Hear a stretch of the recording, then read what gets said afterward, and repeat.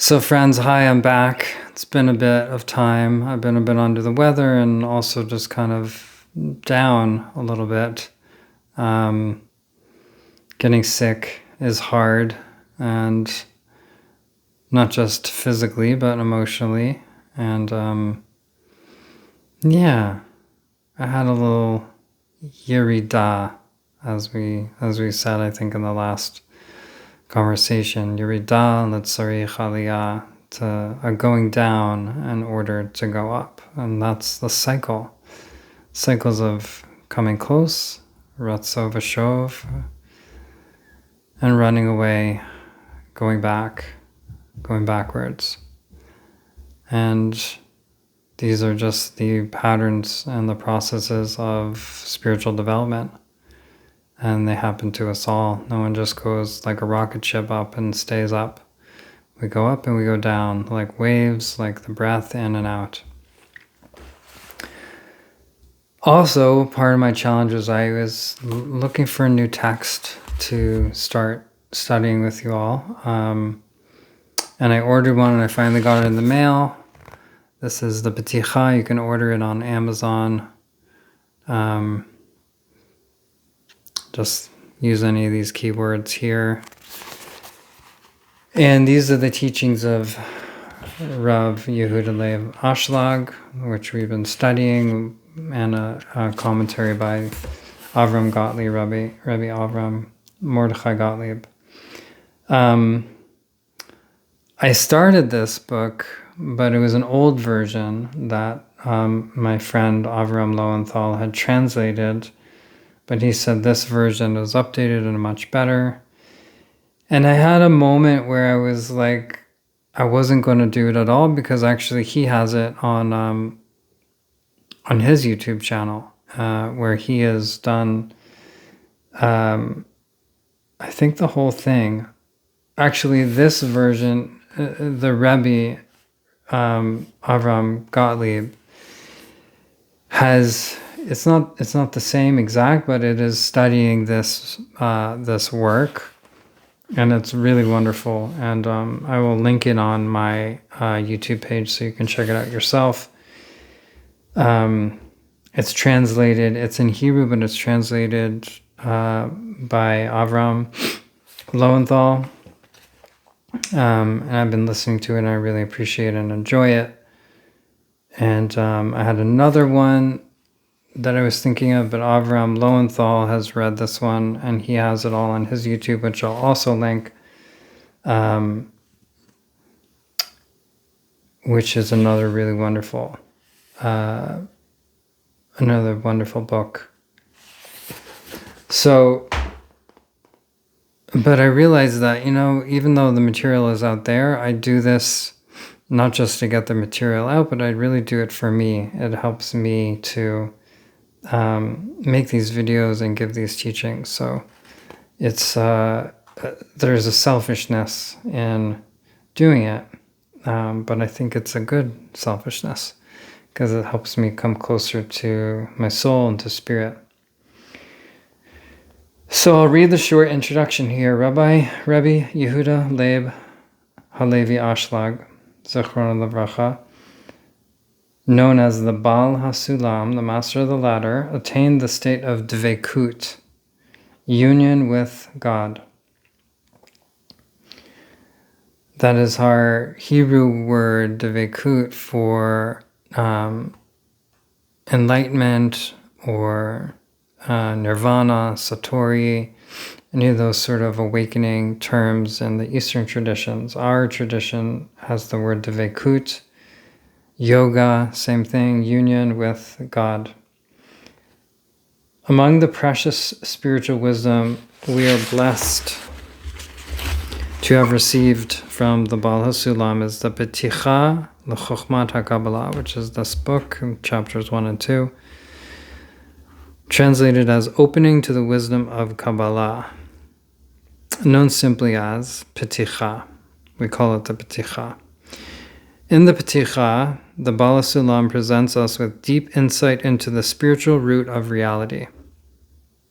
The Peticha is a condensed outline of the Baal HaSulam's monumental work, Talmud Eser HaSfirot. That's the Rabbi Ashлаг's opus work, Talmud Eser Sfirot, explaining the Arizal's Eitz HaChaim, the tree of life. The Arizal is Rabbi Isaac Luria, known as sort of the father of Kabbalah from the 1400s in Tzfat.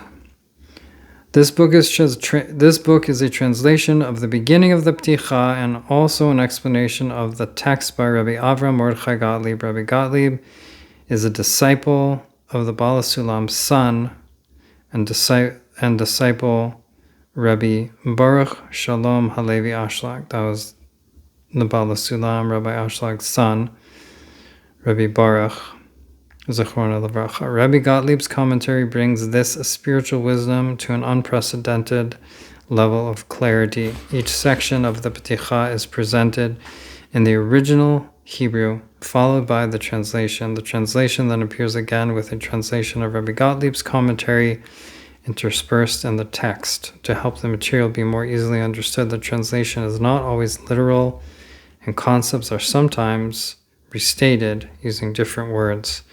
Some of the text is not translated and some of the commentary is not included. This is not an academic translation, but rather an attempt to provide an accessible introduction to this spiritual wisdom. The translator asks forgiveness for any mistakes, as do I. The Peticha is meant to be learned slowly and carefully, ideally with a friend or a spiritual study group. The Baal HaSulam explains that this wisdom is not meant to be learned as an intellectual pursuit, but rather to attain inner transformation. Okay, that's the short introduction. Here's a quote from the Zohar. Open for me an opening the size of the eye of a needle, and I will open for you the supernal gates. It's from the Zohar. Okay, Peticha, chapter 1. 4 aspects in the formation of the complete vessel. 1. Rabbi Hanania ben Akashya says, God wanted to purify Israel and therefore gave them a lot of Torah and mitzvot, spiritual learning and spiritual practice, end quote. This is like what the sages say, quote, the mitzvot were given to purify Israel, end quote. We need to understand this purification that we attain through Torah and mitzvot and understand what coarseness in ourselves we need to refine. So I'll just pause there. So this is how it opens, right? That God wanted to purify Israel, therefore gave them a lot of Torah and mitzvot, gave them spiritual learning and spiritual practice. These mitzvot were given to purify the nation of Israel, to purify the spiritual seeker. We need to understand this purification that we attain through this spiritual practice and understand what coarseness in ourselves we need to refine. What is the personal coarseness that we are here to refine, so that we can come closer to spirit, closer to Dveikut, union with the divine. We've already discussed this in my books Panim Masbirot and Talmud Eser HaSfirot. To repeat briefly, the purpose of creation is to give pleasure to the created beings, this gift being in accordance with the Creator's supernal generosity.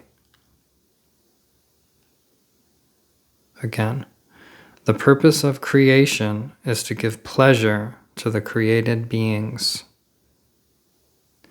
this gift being in accordance with the Creator's supernal generosity. A great desire to receive this shefa, abundant goodness, was therefore imprinted in the souls.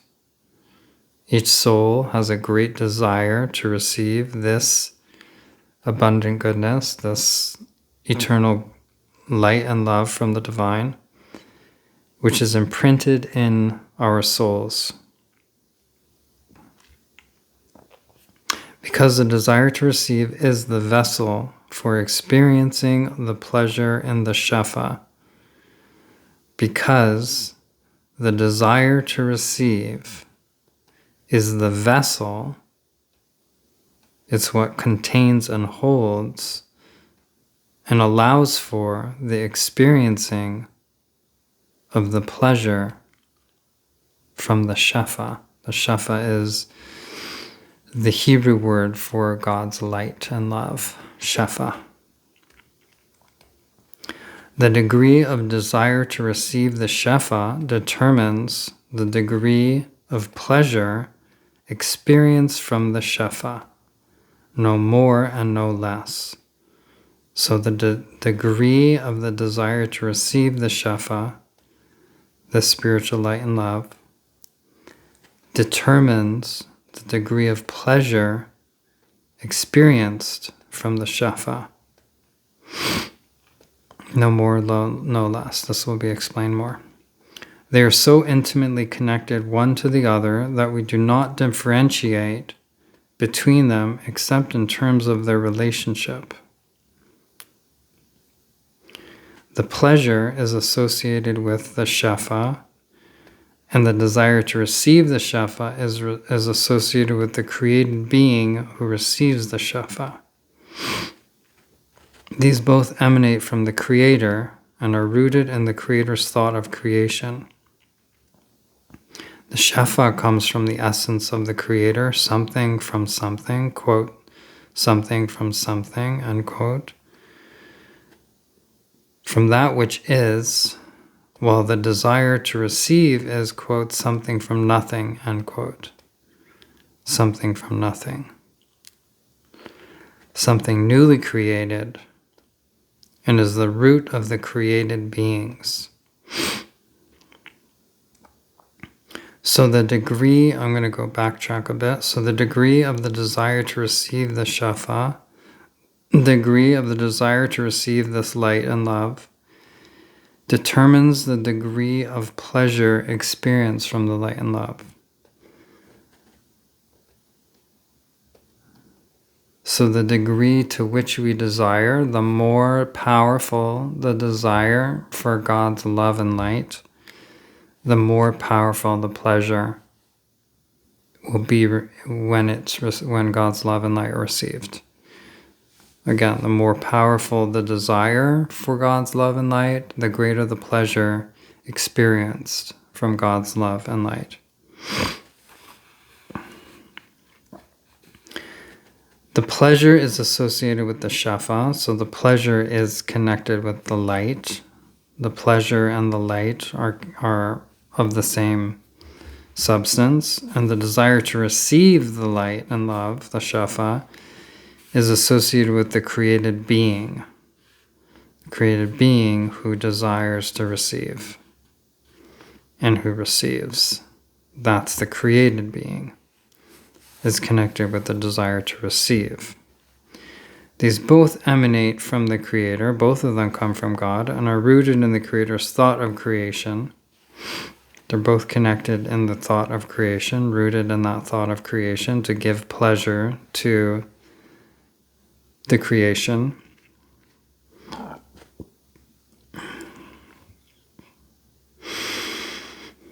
The Shefa, the light, comes from the essence of the Creator, something from something. Right? We're going to get into this whole something from something, something from nothing.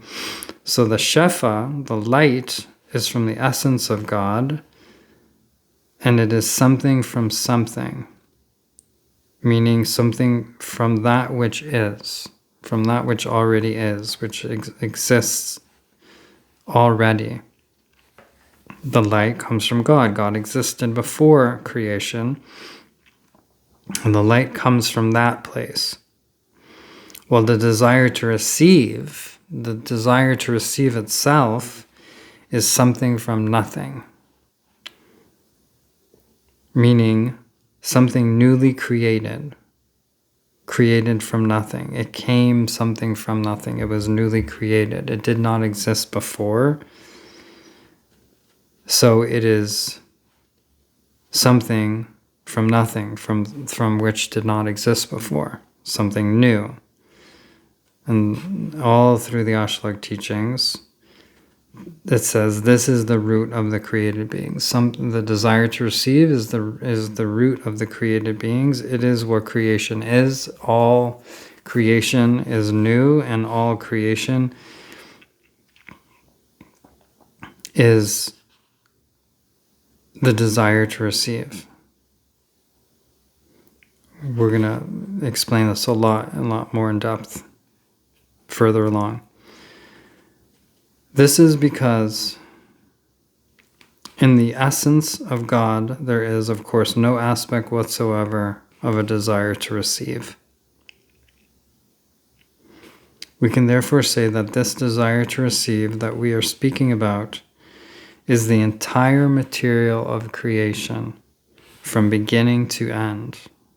Again, we can therefore say that this desire to receive that we are speaking about is the entire material of creation from beginning to end.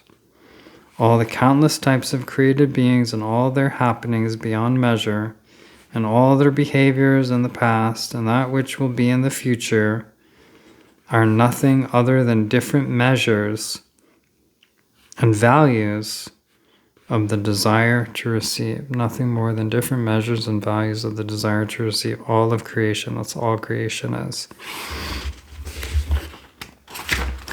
Everything in the created beings, meaning everything received and the desire to receive, imprinted in their nature.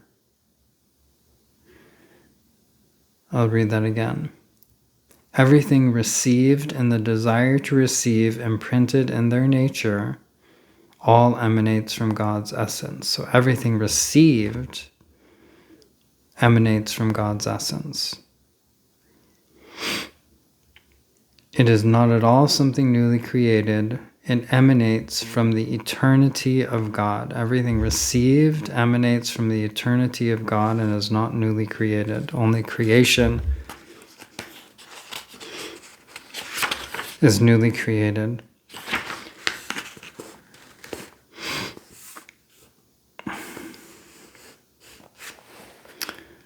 Okay, we'll pause there. That's chapter 1. And then we'll go on to read the commentary afterwards. Hopefully I'll get back on here tomorrow night and we'll keep going. Have a good night.